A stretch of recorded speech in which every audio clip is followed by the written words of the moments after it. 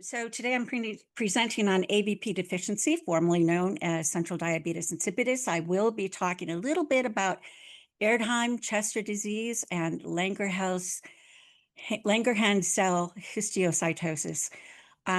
Those are two medical conditions that frequently occur in addition to AVP deficiency, and they may occur prior to or after the diagnosis of those two conditions. As I go through the presentation, I have to give a huge thanks to Dr. Chian Attila, and I have his information at the bottom of that screen. And in 2021, he got diabetes insipidus, which was named then, and he found that I had put lots of medical journal articles, et cetera, into our file section. And he asked me to be an AVP deficiency patient representative in his research. And his lab is one of the most prolific research labs on this condition and on pituitary issues. And so I've worked with him ever since then on, I think, 5 different studies. 2 of them were patient participation studies, surveys. And he's working on one on prolactin, and he's working on one on oxytocin currently. And so it's been a wonderful relationship, changed my life, and lets me learn so many things to bring to you today. One of the things that he said in one of the presentations that I heard recently was, it is often not sufficiently recognized that patients with rare illnesses, such as central diabetes insipidus, that was before it was renamed, are experts on their conditions. We live with it day in, day out. We understand what's going on. Many researchers and physicians don't, particularly for something so rare. The experiential knowledge that patients acquire after years of treatment is hard-won. Boy, is it hard-won and unique, and it deserves to be considered both clinically and scientifically. And that's what he has done in his research. And so each one of his research projects and most of the research that comes out of this lab involves patients. 2 of our administrators for our Facebook group are involved currently in the oxytocin research, and they're very excited about it. So we're going to be talking about what is AVP deficiency, previous known as cranial diabetes insipidus. Why was the name changed and why is it important? What are some causes of AVP deficiency? How is AVP-D diagnosed? And this is going to be a shocker to many people because there's a brand new way to diagnose it. How can I manage it well? What are the challenges of living with it? And how can I be a strong advocate for proper health care for AVP-D? We need to be able to be knowledgeable enough to be able to advise physicians and medical personnel on how we need to be cared for. So symptoms of AVP deficiency, polyuria, which means that we urinate a lot. And that can be from 4 to over 20 liters of urine a day. And if you think about a 2-liter bottle of soda, think about doing that 10 times a day to urinate that much. And polydipsia, which means that we drink. I have drinks next to me today. I usually have a drink next to me that I sip on all day long. We'll drink between 4 and 20 liters of fluid in 24 hours. We have nocturia, which means that we visit the loo in the night. And these are when we're unmedicated. We don't have something. These are the original symptoms. We prefer ice cold fluids. I was so excited when we got an ice maker on our refrigerator. You know, you just push the button and the ice comes down. And we live with great fear, even when we're medicated, because we need to know where restrooms are. We need to know where we can get fluids, because those are the 2 things that are essential to life. And we live on the edge if it's not managed well. So those are the major symptoms that people present with. And actually, I'm going to go back to that slide. Maybe not. I love that picture because it really symbolizes what it feels like to have AVP deficiency, because you can drink and you feel like you cannot get past that parched feeling. Before I was diagnosed with it, I had to have fluid or ice in my mouth at all times. I couldn't talk without fluid in my mouth, without ice in my mouth, because my mouth was so dry. It's really, oh, come on. Okay, so what are your symptoms? Do you have unquenchable thirst? Do you urinate a large amount of urine throughout the day and night for your age and weight? And this is the formula that they use to calculate whether or not you are producing more urine in 24 hours than would be expected for your weight. Is your urine nearly colorless? A lot of people say it's clear, but yellow urine can be clear. But colorless urine is very different. And it's colorless because it doesn't have a lot of particles in it. Do I have more of a liquid diet than a normal food-driven diet? When you're undiagnosed and trying to live with this AVP deficiency, fluid, cold fruit, cold applesauce, anything that's juicy, you want that. And that's much more important to you than food.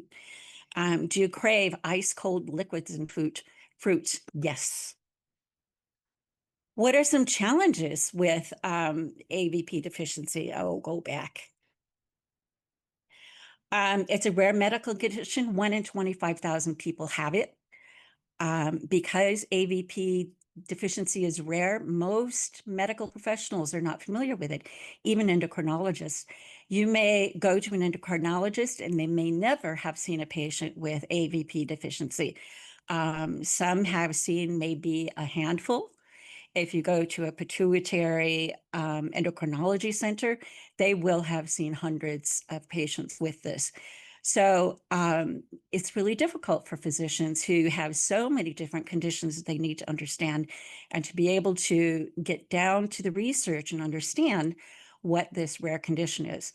That's one of the reasons that we have so many research articles in our Facebook group, is because we need to educate ourselves as patients and take that information and help educate our physicians. So having the research articles that have been vetted, that have been reviewed, that are very specific to what it is that we have, can be really helpful in educating physicians. And a number of physicians are really glad to have that assistance in helping us understand what we live with. AVP deficiency is often a lifelong medical condition. The ones that, if someone had surgery on their pituitary or hypothalamus, it sometimes will come back. I mean, it will sometimes go away. It usually goes away within the first couple of years if it's going to. I had pituitary surgery in 1995. Obviously, mine did not go away. But I will say, as I have gotten older, my need for the medication has greatly reduced. So I still have to manage it on a day-to-day basis, hourly basis, but it's not as overt in my life as it had been. Patients with AVP deficiency need very clear instruction in how to manage it safely. It's too easy to get into trouble. And we have found through the research, which you'll see pretty soon, that patient education is sorely needed. Parents and patients must be strong advocates for the correct management of AVP deficiency with the family, the community, educators, medical teams. Everyone needs to know if there's a child, if there's an adult, if there's someone in a nursing home, if they have this condition, they need to know how to care for that person. So let's talk about what is AVP. Arginine vasopressin is a hormone that is produced in the hypothalamus. It is released into to the pituitary where it's stored. And when blood osmolality rises, which means that we're losing fluids and the thickness, basically the thickness of our blood is getting thicker and more fluid is needed, the pituitary sends AVP to the kidneys. And the kidneys are signaled to conserve and recirculate what's called free water. So most of the time, the free water will go back into the body and you don't get dehydrated. Our bodies are so remarkable that they're able to do that. And thirst kicks in and we drink normally. And our urination is primarily the waste that has been filtered out. However, with AVP deficiency, the hypothalamus may not produce AVP, or the pituitary may not store it or may not release it appropriately. So when when our blood starts to get thicker, our blood osmolality gets higher, no or not a sufficient amount of AVP is released. And so our kidneys, instead of retaking that fluid, lets it go out as nearly colorless urine. And that's where we lose so much fluid and we end up with raging thirst, raging thirst. I mean, talk about understanding what our primal instincts are. That is a primal instinct of survival, is having the fluids that we need so that we don't die of dehydration. So this is a little more of a diagram. Here's the hypothalamus. Vasopressin is sent down to the pituitary. Pituitary sends it down to the kidneys. Inside the kidneys, the blood is filtered, and generally the blood and the water are picked back up again and go out back into the body. But with AVP deficiency, instead of the water going back into the body, the water goes out into the urine. And there will be some waste, but there's so little waste in comparison to the water that the urine looks practically clear, colorless. What are some causes of AVP deficiency? Oh, my hand gets so fast. There are a lot of causes. And what we want to look at is, this is just another diagram of it's released. We get rid of all the extra fluid and it makes us very thirsty. There are many, many reasons for AVP deficiency. Pituitary surgery, pituitary tumors, metastatic cancer, and infiltrative conditions like ECD and Langerhans Cell Histiocytosis are some of the causes of AVP deficiency. Autoimmune conditions, we're now also finding that some people have a propensity for AVP deficiency. It's not caused by vaccines, but it can be kind of enlivened by the vaccines. So that's a challenge. So when we look at AVP deficiency and we're looking at what causes it, a very, very concerning finding is that about 30% of the cases that are diagnosed are idiopathic or unknown. They don't know why they occurred. And what is particularly important in this presentation is that histiocytosis can be really difficult to diagnose. Histiocytosis conditions can occur prior to or after, many years after diagnosis of AVP deficiency. So being aware of histiocytosis conditions is really critical to making sure that if you have AVP deficiency, that you are keeping an eye on what's going on in your body, looking for potential symptoms, which we'll talk about a little bit more, and having them checked out. Some physicians say, oh, you know, you've had it for 5 years, don't worry about it, you don't need to come back for testing or anything. Well, you need to be looking for symptoms. Are you having bone pain, rashes, fever, fatigue, other things that are not resolving themselves or are not responding to other types of care? Then you need to keep pushing, because if you don't push, then it may not be discovered. Okay, so Langerhans Cell Histiocytosis and Erdheim-Chester Disease, that's a new word for me. Symptoms, rashes or sores that don't heal. A little boy had a rash, kind of like cradle cap, that would not resolve, was taken in. They did a biopsy. They found out that it was LCH. Long bone pain, if you have pain in your arms or your legs, that's pretty consistent, could be your hips, that's a sign. yellow bumps near or on your skin. It can be around your eyes. It can be other places. Eye pain, vision loss, kidney swelling, thickened pituitary stalk. Generally, if somebody is diagnosed with AVP deficiency, they will have an MRI at some point, looking at the pituitary to see if there, and also the brain, but primarily pituitary, to see if there's anything there that they can identify as being different. A thickened pituitary stalk is an indicator that says you need to keep an eye on this. You need to have regular MRIs. You may need to have a biopsy of the pituitary stalk, which is a really scary proposition, particularly with children, because it's a major invasive surgery. But it is almost one of the only ways to be able to diagnose this. There is a new blood test that is available in, I believe it's Japan, and we're hoping that we can get it more worldwide that has some of the markers for LCH, but it's not distributed well yet. What do you have to do to be diagnosed for one of these conditions? You have to have a biopsy of the cells.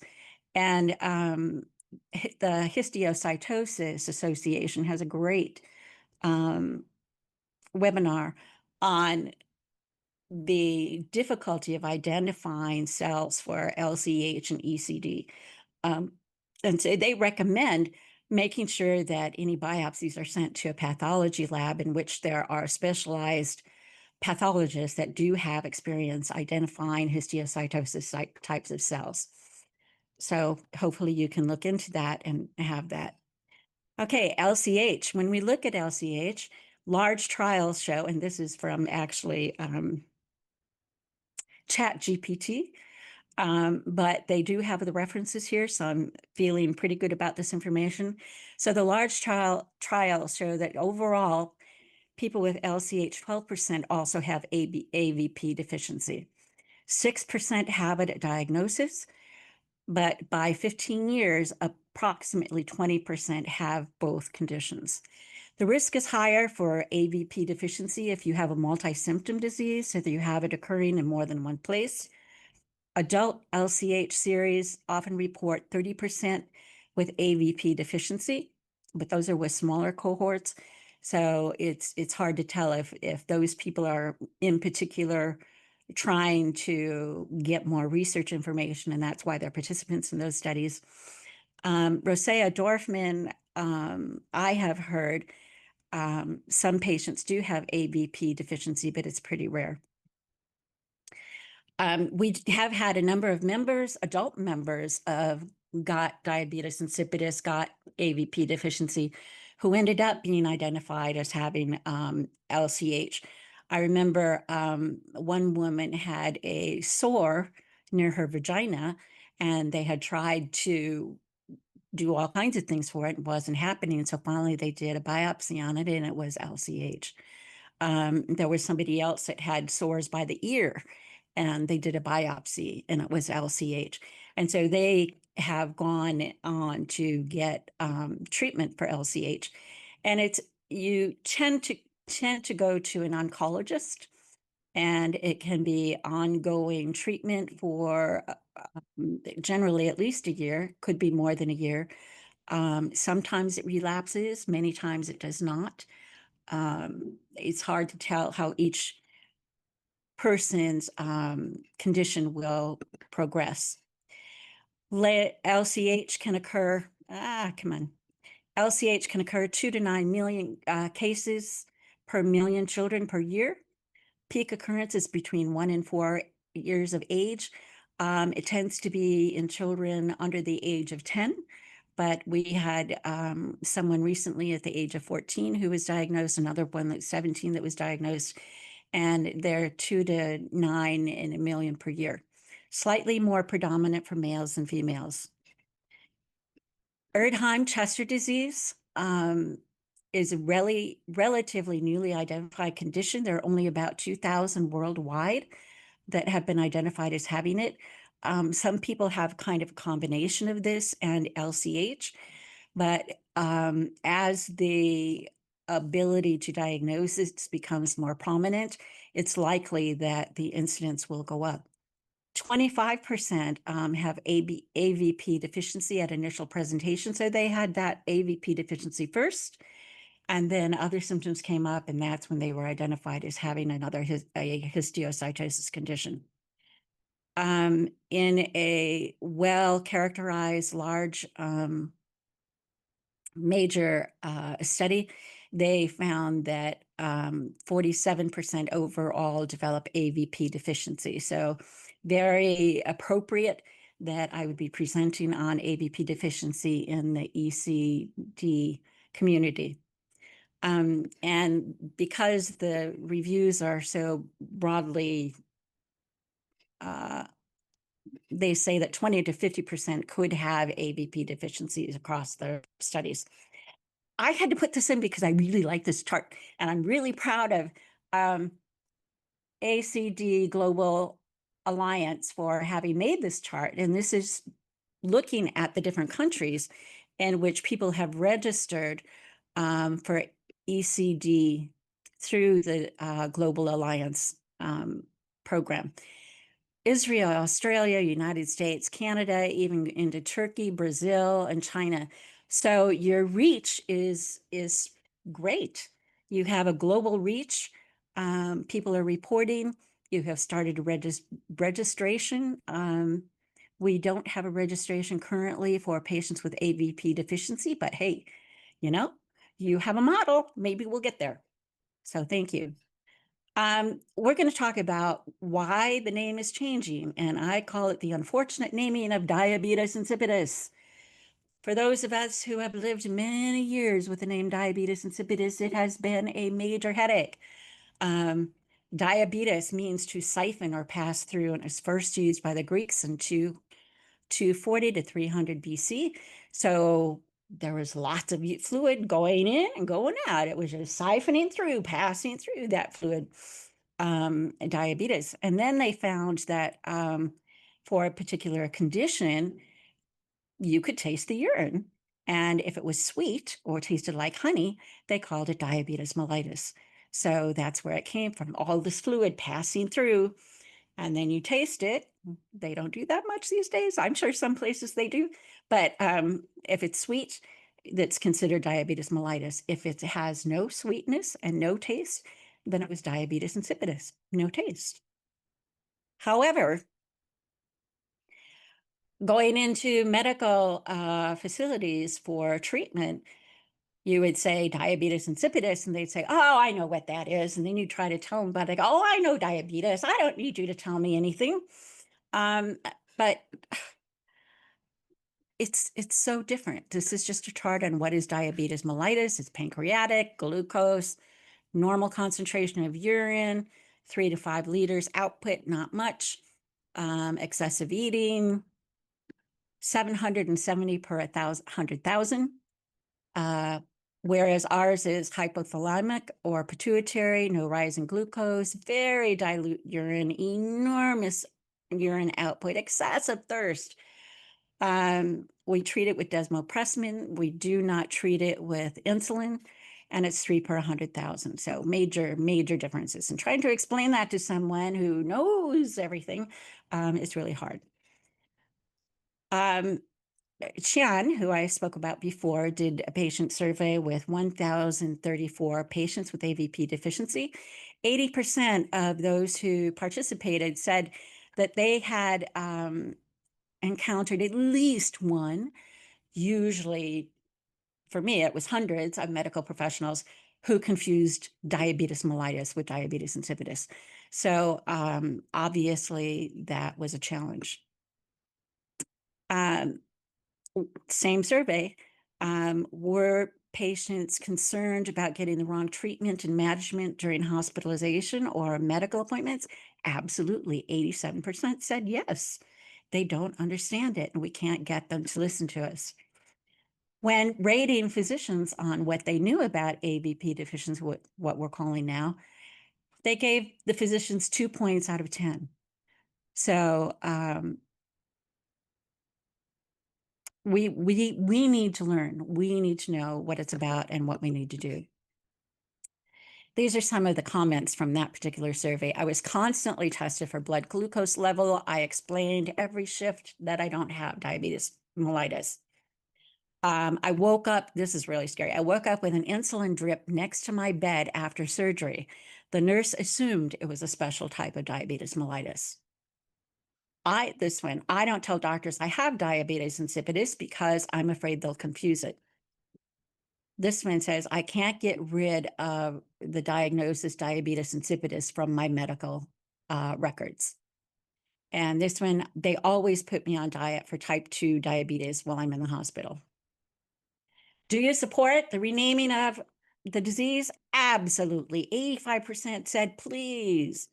And someone says, please do not use the word diabetes in it whatsoever. So I ended up on the committee that it's got this wonderful name of the name change committee. It is made up by all of these different members that are indicated here in the different reports that we have developed on changing the name to AVP deficiency. We had thought of other names, but none of them really worked particularly well. So we thought maybe people would use Arginine Vasopressin Deficiency, and that was a little long. So now it's AVP deficiency. Please use that when you're speaking orally because AVP-D is avoidance personality disorder, and we don't want people thinking that we have avoidance personality disorder. So AVP deficiency if you're speaking, AVP with a hyphen D if you're writing it out. Where are we in the name change? It was amazing. I did a search prior to the name change and I could not find anything that said AVP deficiency. Now you go online and it's all over. And what's really nice that they do say formerly diabetes insipidus. What has our committee been able to do? We have gone in, there are two major diagnostic coding resources in the world. One is SNOMED, and it connects various terminology, medical codes, synonyms, definitions, all electronic health records. We just finished getting that approved, and it's now the standard to use AVP deficiency in the SNOMED. ICD-11 is the international classification for diseases. It's through the World Health Organization. And this is really critical. I can't get the name change from diabetes insipidus in my medical records in the United States because the new name has to be in ICD-11. I do ask that all my physicians use AVP deficiency, but right now our committee is working on getting that standard change in ICD-11 through the World Health Organization. So that is our big push right now, is to make sure that that is changed as well. How is AVP-D diagnosed? Why is it so hard to get diagnosed? There's so many people, you get upset because you or your child, you're urinating, thirsty. You go in and you tell the doctor that and they go, there's so many reasons to be thirsty, so many reasons to pee, let me check your blood sodium. Oh, it's in the normal level. No, you're just drinking too much. Your child is just trying to get attention, limit fluids. No, it's just a psychological problem. There's no possibility. It's a really rare condition. You can't have it. And these are things that we hear all of the time of patients that have got diabetes insipidus, got AVP deficiency. We need to give doctor-specific data. And so what we recommend to patients is that you go to your family doctor with your or your child's urine tracking for a 24-hour period. So give them the data, show them the data, collect your urine, empty your bladder, mark the start time, note the amount. You can use nice collection devices to collect your urine. When you reach the 24-hour time, you note the amount. There's a wonderful app called IU Flow. You just put in the amount in milliliters. It does the math. It creates charts. You send it to your doctor. It's wonderful. And the doctors go, whoa, you really do have a problem. You need to go see an endocrinologist. They love the charts, they love the data. So let's give them the data, show them the data. If you have a young child, you can do the urine tracking. If they're still in diapers, at the time you're going to start, you put on a dry diaper. You use a kitchen scale to weigh the diapers, and you can put a dry one on, and then you push the TAR button, TARE. It resets the weight to 0, so it takes off the weight of the dry diaper. You put the wet diaper on there, and you measure it in kilograms or milliliters. They are interchangeable. And then you mark that in the IU Flow app, and it's great. Ta-da! I other members of our Facebook group say, oh, just use any container that you can pee in and estimate. Well, I'm not very good at aiming, apparently. So I use what's called a toilet hat. And actually the male belongs on the other side. This is for women or children. Men can use it, certainly. But it sits on the toilet, just beneath the toilet seat. And you urinate in it, and it has the measurements. It has it in ounces and cc's or milliliters. Oh, come on. So it's really easy. You put it in, you pee, you pour it out, and you mark the amount that you have. No leakage, no other issues with trying to pee in a little cup. They also have male urinals, and I particularly like these because they have glow-in-the-dark tops. I mean, nice. Anyway, the male urinals, they can urinate in here. It has the measurements on the side, so you can put that information in there as well. You can also mark what color the urine is, because that's interesting for a physician. Preliminary diagnostic tests, 24-hour urine tracking. There's a formula here again for what would be more than expected. They check blood serum, which is blood sodium levels. And that's, again, physicians say, oh, your blood sodium levels are in the normal range. You can't possibly have this because you would be dehydrated. Well, our thirst mechanism is so good that we will fight to get fluids. We will fight to get fluids to make up for the fluid loss. And that keeps our blood sodium levels in the normal range. And so it's really unfortunate that there is this belief that we would be dehydrated. There's simultaneous blood and urine osmolality tests. They frequently are done at 8 a.m. after fasting overnight. But you have to make sure that you don't have more than 6 liters of urine in 24 hours. A lot of physicians just ask for an AVP test. Guess what? It's invalid. Almost everybody in the world would have 0 AVP. It doesn't tell you anything. It's only measurable within 10 minutes of when it's randomly released. It requires very specialized handling, including fast freezing, and it's not reliable. What has come along more recently in the last probably 10 years, but it's really becoming a lot more popular, is the copeptin test. Very strong accuracy. Copeptin is released at the same time as AVP. It's much more stable. Up until 24, they were still saying that it needed 8 hours of fasting to get, or a stimulated test to test for AVP deficiency. It does require specialized assays to determine the copeptin level. So you have to order special tests from scientific companies. My husband actually worked for the company that produced these, but he's retired now too. Some labs, particularly at university hospitals, can process this in 30 minutes, but others have to send it out, and it can take up to 2 weeks. Water deprivation test, and I don't see it because my screen is different, but I expected moans and groans when that came up. The original study for this, and it's been used over thousands and thousands and thousands of people, including little children.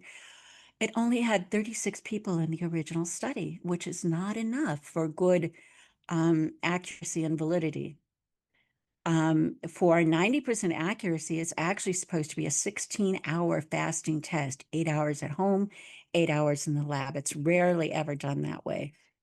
You come into the clinic, they weigh you, do blood and urine osmolality, sodium levels are done. If the blood sodium does not reach 145 or greater, it's not, you don't test as having AVP deficiency. They stop if 5% of your original weight is lost or your blood sodium levels goes above 145 degrees. If that occurs, those two, then they would give desmopressin, which is the main medication that is used for AVP deficiency. After 4 hours, they measure the urine osmolality. How many particles does it have in it? Is the body keeping more fluid in it and releasing less fluid in the urine? If it increases by 50%, then you're diagnosed as having AVP deficiency. If it's less than 50% increase in urine osmolality, then they figure it's primary polydipsia, which means that there are other reasons for having a lot of urination, and it is not due to a lack of AVP deficiency. However, this test is only 73% accurate. So all those people that are being told that they definitely don't have AVP deficiency possibly may have. It's hard to say. If there is no response to the desmopressin, then it is considered to be AVP resistance, which is a kidney issue. There's plenty of AVP in the body, but the kidneys don't respond, and so they release the extra fluids. We're not going to go through this. This is just a list of the potential steps that you can take to see if somebody has AVP deficiency. This was the model that was used. This was last updated in 2022. Goodness sake, it's complicated. Now they were using the saline infusion copeptin test. It's a 3-hour test. It was at 93% accuracy, but they increase your blood sodium levels very fast. And you have to be monitored extremely carefully. Every 30 minutes, they have to do a gas blood analysis. And so there aren't very many places that are equipped to be able to do that well. Another test that was promoted recently was the Arginine stimulated copeptin test. It takes about 3 hours. Again, they're injecting the person with, this time, arginine for 30 minutes. They take blood samples at 60 minutes for serum sodium, osmolality, and copeptin. Both of those tests are possible headaches and nausea. Ta-da! I am so excited about this test. Chan, who I have so many thanks for, and I mentioned him at the beginning, Chan led the research on this test, and it actually is a novel diagnostic score for diagnosing arginine vasopressin deficiency or primary polydipsia with basal laboratory and clinical results. So there is no major fasting.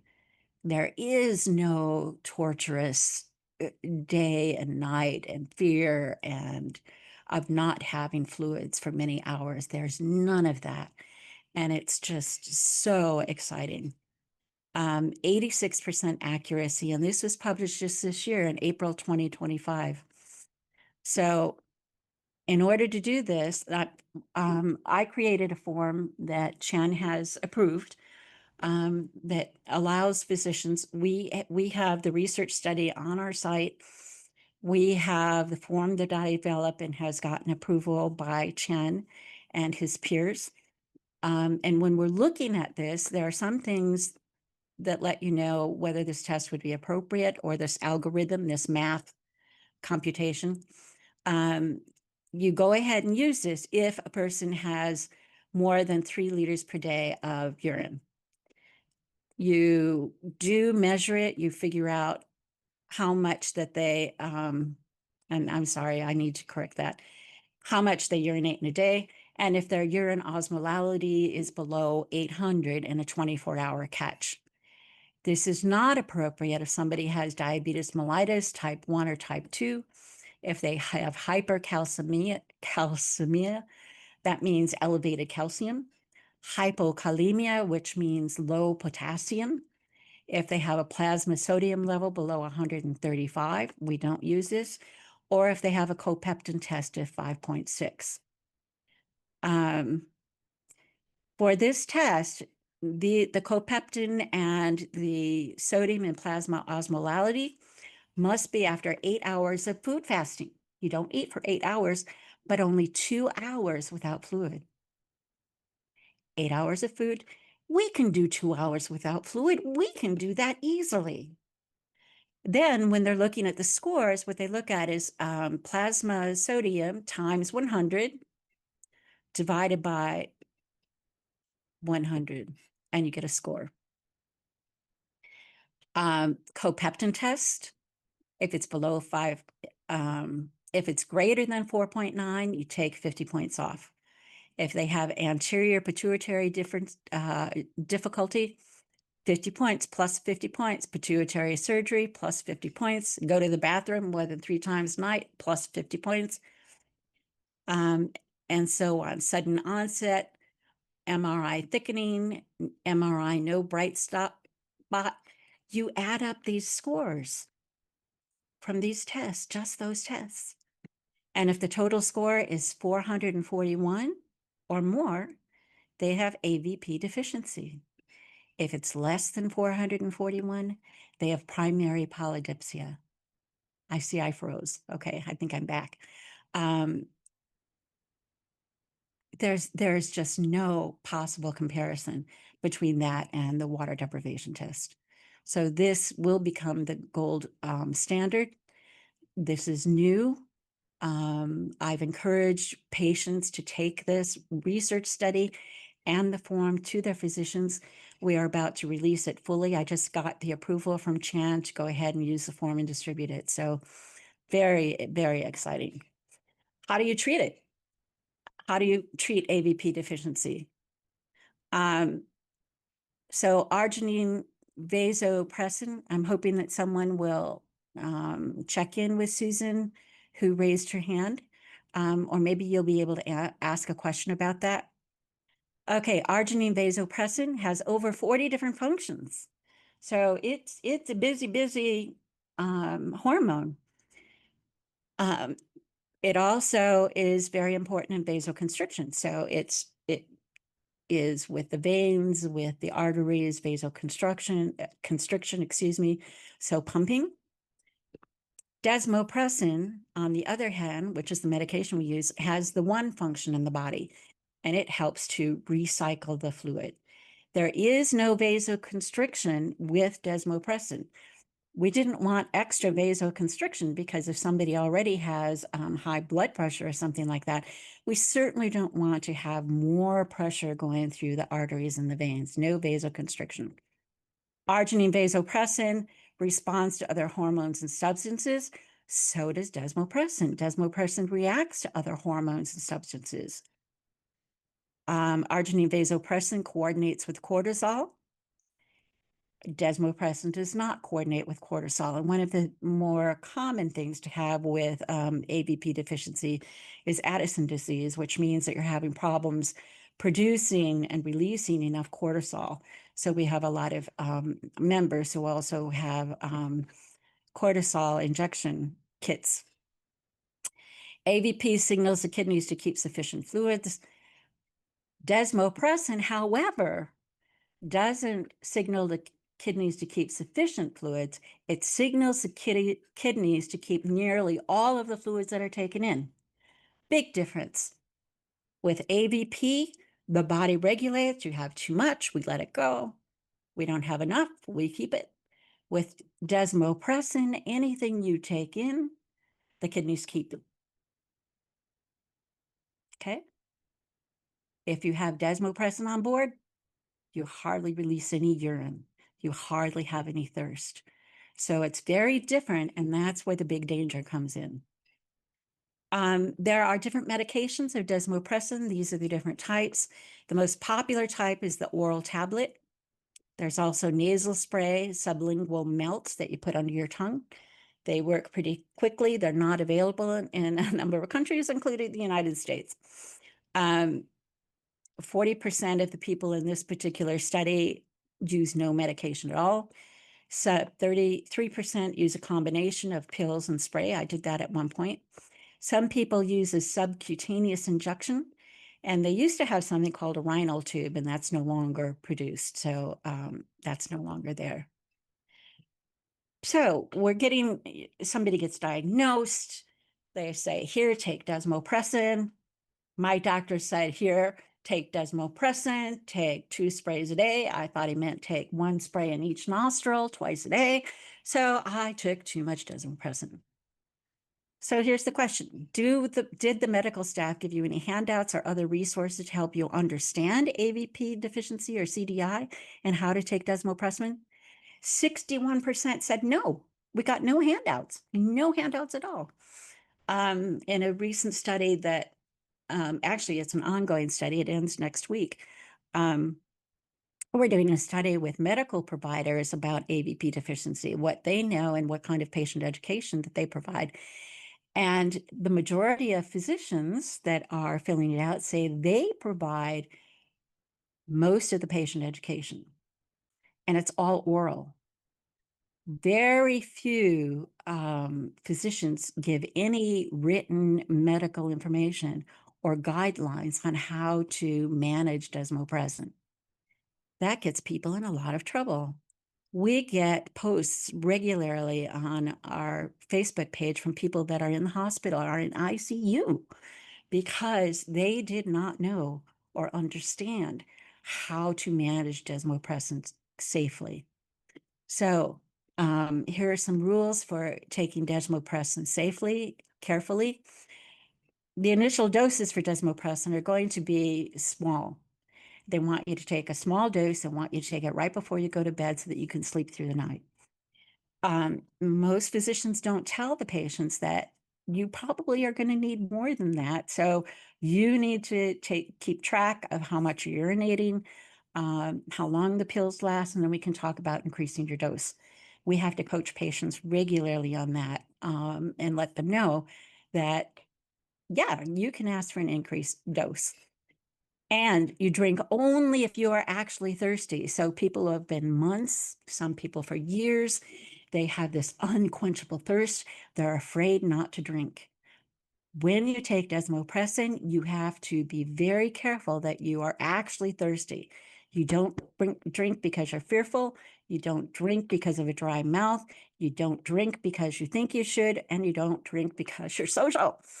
We have particularly kids going off to college saying, hey, what about drinking? What about beer? You have to be really careful, particularly with high fluid content beverages like beer, because that can cause a real problem. Many physicians will tell people to take desmopressin at a specific time of day. Desmopressin is like a hormone, it reacts. So the recommendation in the research is to take it based on symptoms, not the time of day, and I'll tell you why. They also recommend having regular breakthrough, which means letting the medication wear off. You must do that. If desmopressin doesn't last more than a day, then you can do urine tracking and talk to your physician about it. You have to be flexible with desmopressin. It will react to other hormones. It will react to activity levels, exercise. One researcher found that exercise actually, for him, increases AVP production. It's kind of like the bear chases you and the hormone goes, oh, I don't want to have to stop to pee. Oh, I better produce more AVP so I can keep running. So exercise can make AVP produce more. Stress, good and bad, can change it, make it last longer, shorter. Other medications, NSAIDs, I practiced this with my husband today and I still say it wrong, can often make it last longer. So Aleve, naproxen, lots of other chemotherapy can make it last longer or shorter amounts of time. Illnesses, and it can go either way for anybody. Each person is different how they react. The weather can make it change, whether it's hot, whether it's cold. alcohol. There are so many things that will make a change. So you have to be really flexible and pay attention to your symptoms so that you can figure out when you need to take it. Okay, why does desmopressin last different times each day? So this is an example. Here are some people exercising. Here they're not having much salt in their diet, and there is not a rule about diet with this. It's pretty much inconsequential, but if you don't have any salt, you're not going to be absorbing extra fluids. If it's cold out, these are things that may make the desmopressin last longer. So here's day one, take the desmopressin at 8 a.m., not much urine, a little bit of urine, at this point, starting to drink as the desmopressin wears off. It's unusual, but it may be that somebody might end up needing to take it at 11 p.m. at night or something. But before they take it, they want to make sure that they have breakthrough, they let any excess fluids go out, and they can drink to thirst. But the next day, it might be really hot out. They eat a lot of things with salt in them, which makes the body just keep more fluid. And then the desmopressin may not last as long. So from day to day, it will change. So if somebody takes desmopressin at the same time every day, and usually it's more than once a day, but here's desmopressin at 8 a.m., day one, same time, day two, day three, day four, day five. So you're building up this desmopressin in the body because you're not releasing any fluids, okay? So you start out with the day one, got some desmopressin. Sorry. It's 1 p.m. Oops. Alexa, quiet. So the second day, we've got even more. Third day, we've even got any more. And the fourth day, we have a lot more fluid in our body that's not supposed to be there. And what happens? We end up with hyponatremia, which is low blood sodium, which is the result of too much fluid in our body. Our bodies haven't been able to release it. Pardon me. Alexa, quiet. Don't you love it? So basically, what we're doing is if we compare our body to a cup of water and a teaspoon of salt, that's a lot of salt, a little bit of water, okay? It's the proportion of sodium to the fluid. Over here, it's a gallon of water with 1 teaspoon of salt, and the proportion of sodium is a lot less. So the more sodium, or the more fluid for the sodium, the greater the blood sodium. Here we're looking at the normal range of blood sodium. This is here between 135 and 145. You need to know this. You need to know what the normal range is because you need to be able to see when you get your blood test where you are in the normal range of blood sodium levels. So we have 135 to 145. And it's critical here because the amount of fluid that's necessary for the electrons to send signals from one electrolyte to another, it has to be consistent. It has to be the right amount. So for instance, if you're making scrambled eggs and you want to put a little milk in, there's a big difference between having the right amount of fluid in there or having not enough of the milk that you wanted to get the consistency that you want. And it's very thick and it's going to get solid and it's going to get hard and it's going to be problematic. Or over here, you put way too much fluid in and it's not going to gel. It's not going to form. It's not going to work. The electrolytes they can't signal, they can't form, they can't do what they're supposed to do. So this is what we do when our blood is, we have too much fluid in our blood and it's easy to get. Did your physician or pharmacist tell you to delay a dose by allowing desmopressin to wear off to get rid of extra fluids? It's commonly called breakthrough or desmopressin escape. 58% said no. Nobody told me that. Nobody told me that I had to let desmopressin stop working. I like it when it works. One of our members flies internationally for work and conferences, and she got the desmopressin spray. She thought, oh, this is great. I love it. I don't have to pee any time. I can just take it all the time. I don't have to worry. I can drink. She went from Britain to the United States in the conference. She ended up in the hospital because she didn't know. And she had diluted her blood. And so it was critical. We have people going on vacation. We have people going to special events. And when their routine is disrupted and they're not doing the same things, they're not as aware of what it is that they're doing. And those are really high times for when people get into trouble and end up in the hospital. We get a lot of people in the summer that they're on vacation, they end up in the hospital because they didn't have breakthrough regularly enough. So you take desmopressin, you can either delay taking it so that you have breakthrough symptoms. Some physicians say, just skip a dose once a week. Well, for me, mine lasts almost 24 hours, 20 hours. So if I skip a dose a week, that means I'm going 20 hours with no medication, which means that I'm peeing, sorry, but that's what we do. And it's very disruptive. So delaying the dose for a couple of hours a day is what I prefer. More people do delay on a daily basis and get the breakthrough symptoms. Breakthrough symptoms, running to the loo with a full bladder several times in an hour or two. Urine is nearly colorless, and the big thirst starts up again. You go, I am so thirsty. And you can drink. You can drink during this time. Some people don't think you can drink. You can drink during breakthrough. And that's what gets you safe. You get rid of that extra fluid. And when that thirst comes back, then it's safe to take the next dose of desmopressin. So here, you take it at 8 a.m. I get symptoms at 11 p.m. Then it goes long, and I can have breaks in these to have the breakthrough. There are no major swings in serum sodium, extremely effective, daily low grade. And this means that you're urinating to get rid of the extra fluids. You can delay each dose. Many parents do that with young children. They'll wait till there's 1 or 2 heavy diapers, and then they'll give desmopressin. You can delay 1 dose per day, or you can do it several times a week. Any of those work. You just need to be careful and keep checking up on it. This is a form that Chan and I developed several years ago. It talks about what the reasons for making sure that you let desmopressin wear off. And then it gives you different possibilities for it.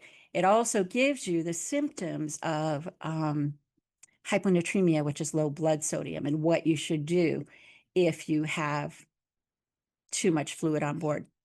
When we looked at hyponatremia, and we did a study, and we said, in the outpatient setting, we had 230 people. Of people who actually did have desmopressin escape or breakthrough regularly, 17% ended up with hyponatremia. People who were aware of it and didn't do it, 26% ended up with hyponatremia. For people who were not aware of desmopressin escape because nobody told them, 32% ended up with hyponatremia, hospitalizations, and many times they end up in ICU. So people who perform desmopressin escape regularly, 22%, aware but not performing desmopressin escape. We have a lot of people out there, I just don't like to do it. 38%, more than a third of the people who didn't do it ended up in the hospital. And not aware of desmopressin escape, and I'm sorry, I can't see the screen. Oh, there it is, 34%. So it's really critical. Here we've got, more than half of the population in the hospital because they didn't know. When we looked at, have you been able to reduce the hospitalizations? These are the reasons that the people said that they were able to reduce hospitalization. 40% said, yes, I have breakthrough more often. I drink less fluid. I take my desmopressin based on my symptoms rather than according to the clock. And some said, yes, I weigh myself every day, and I know if I gain 3 pounds or 1.4 kilograms, that I need to have a longer breakthrough.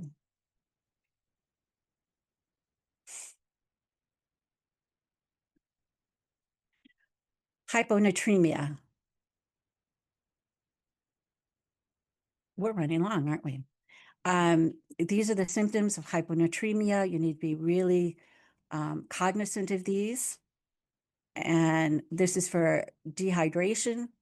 This is for hyponatremia, low blood sodium. There are major dangers for having hyponatremia. If you have hyponatremia, what happens is your blood expands from the extra fluid. And when your blood expands from the extra fluid, you then run out of room in your skull. Headaches. When you stop taking desmopressin, your brain shrinks. And what happens is the pull and the push on your brain. If you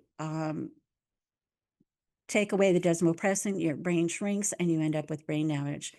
These are all the different ways that doctors have to figure out how to treat a patient with hyponatremia. They don't know what happens with people with desmopressin. Critical study, 15 patients with hyponatremia that used desmopressin. They had AVP deficiency. DDAVP was held. 3 died. 10 patients had brain injury. That was with intravenous saline administration. They did not continue the desmopressin. This is what you need to know. They must not take away desmopressin. If you have hyponatremia, do not take it away. 2 patients survived with no evidence of brain injury. This is the protocol that needs to be used. We have this information in our resources. I will be posting it. This is what they must do in the hospital to keep you safe. Do not stop desmopressin. Do not stop desmopressin. You can delay it a little bit, but do not stop it. Take your desmopressin regularly. Carry emergency documentations. Make sure that when you go to the hospital that you have proper information for your physicians. This is a surgical protocol that was developed for patients with AVP deficiency. Hopefully you know a lot more about AVP deficiency. I say I'm running over in time, but no, you can do it. We had somebody that climbed to the top of Mount Kilimanjaro with AVP deficiency and diabetes mellitus. She did it. We also have had a patient that did the Ironman. It's not all of us, but it has been done. I want to thank everybody for your help. ECD Global Alliance members, GI AVP administrators, our members, the World Alliance of Pituitary Organizations, UK Pituitary Foundation, Pituitary World News, and especially Chiana Tilla. Thank you.